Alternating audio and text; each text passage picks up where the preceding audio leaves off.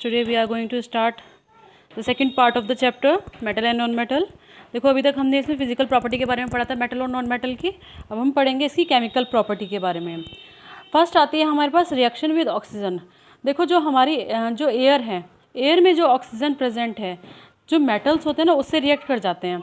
आपने बहुत कॉमनली देखा होगा जो आयरन होती है यानी जो लोहा होता है, ठीक है, वो एयर में क्या हो जाता है, वो ब्राउन कलर का हो जाता है एयर के प्रेजेंस में।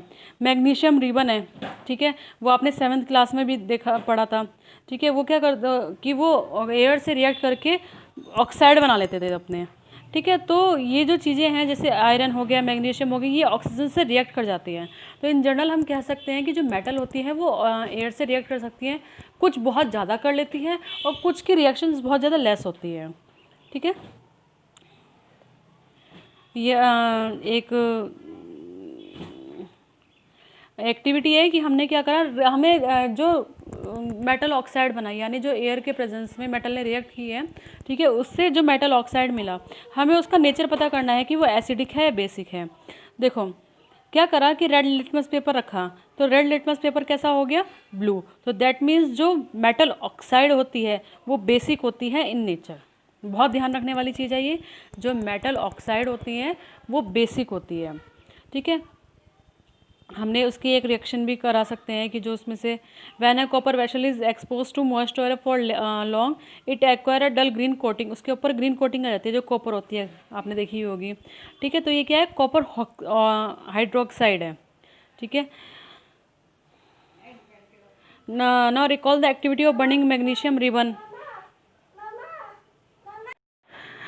तो जो मैग्नीशियम रिबन को हमने बर्न किया था, अगर हम उसको वाटर में डिज़ोल्व करेंगे, उसका acid basic nature find out करेंगे, तो जो उसके जो ऑक्साइड हैं वो रेड लिटमस को ब्लू में कन्वर्ट कर देगा, तो इट मीन्स वो बेसिक इन नेचर है, ठीक है।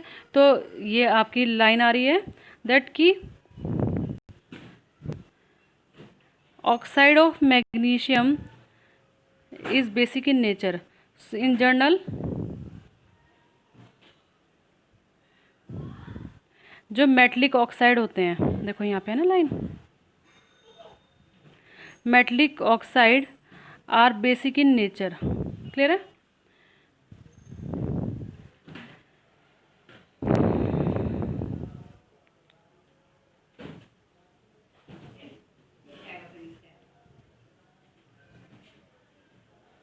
नेक्स्ट एक्टिविटी आपको बताइए इन्होंने, as soon as sulphur start burning introduce the spoon into a glass jar. जब सल्फर को बर्न कर रहे हैं, अब हम नॉन मेटल के बारे में बात कर रहे हैं, तो ये क्या होता है कि जब हम इसको बर्न करेंगे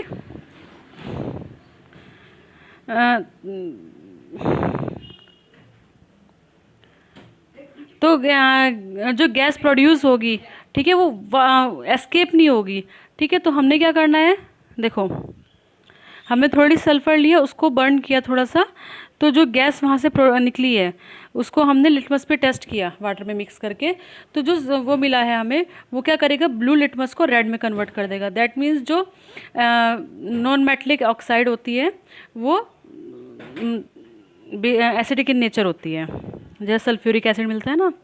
The name of the product formed in the reaction of sulfur and oxygen is sulfur dioxide.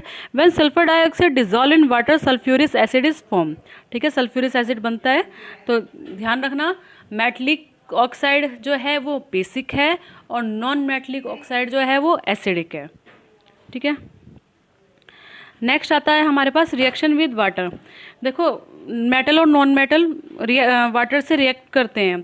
सबसे पहले हम सोडियम के बारे में बात करते हैं। देखो सोडियम बहुत ज़्यादा रिएक्टिव होती है, ठीक है, वो वाटर से रिएक्ट कर जाती है। अगर आप थोड़ी सी सोडियम के ऊपर 1 और 2 ड्रॉप भी वाटर डाल देंगे तो वहाँ से इतनी ज़्यादा लाइट प्रोड्यूस होगी जैसे आपने कोई क्रैकर बर्न किया है, ठीक है ना, ऐसी इस तरह से होती है वहाँ पे। तो इसलिए जो सोडियम है उसको हम लोग केरोसिन में स्टोर करते हैं। तो अगर आपके पास एक क्वेश्चन आता है कि हम सोडियम को केरोसिन में स्टोर क्यों करते हैं, क्योंकि वो हाईली रिएक्टिव होती है और वो वाटर से भी रिएक्ट कर जाती है, that's why we store the sodium into kerosene.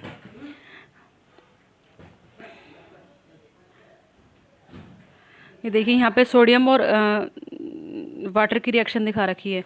हमने एक ग्लास लिया, ग्लास में हमने वाटर था, उसमें हमने थोड़ी सी सोडियम डाल दी। देखो इस टाइप की कितनी ज़्यादा अमाउंट में हीट और लाइट प्रोड्यूस होती है इसमें।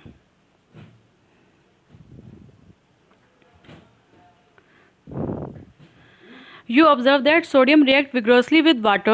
Some other metals do not do so. For example, iron react with water slowly. देखो आयरन होती है जो वाटर में धीरे धीरे रिएक्ट करती है। जैसे आपने देखा होगा जो आयरन के ऑब्जेक्ट्स होते हैं हमारे घर में, ठीक है, अगर उसमें पानी पड़ता रहे तो धीरे धीरे धीरे करके एक टाइम ऐसा आएगा उसमें जंग लग जाता है, ठीक है ना। कुछ नॉन मेटल्स भी ऐसी होती है, देखो non metals are stored in water. कुछ नॉन मेटल जो होती है वो बिल्कुल भी रिएक्ट नहीं करती एयर वाटर से। लेकिन जैसे फास्फोरस के बारे में अगर हम बात करेंगे तो जो फास्फोरस होती है वो एयर से रिएक्ट कर जाती है, ठीक है, तो इसलिए हम उसको वाटर में रिएक्ट स्टोर करते हैं क्योंकि वो वाटर से रिएक्ट नहीं करती, ठीक है। नेक्स्ट जो टॉपिक है वो आपका रिएक्शन विद एसिड, ये हम कल पढ़ेंगे।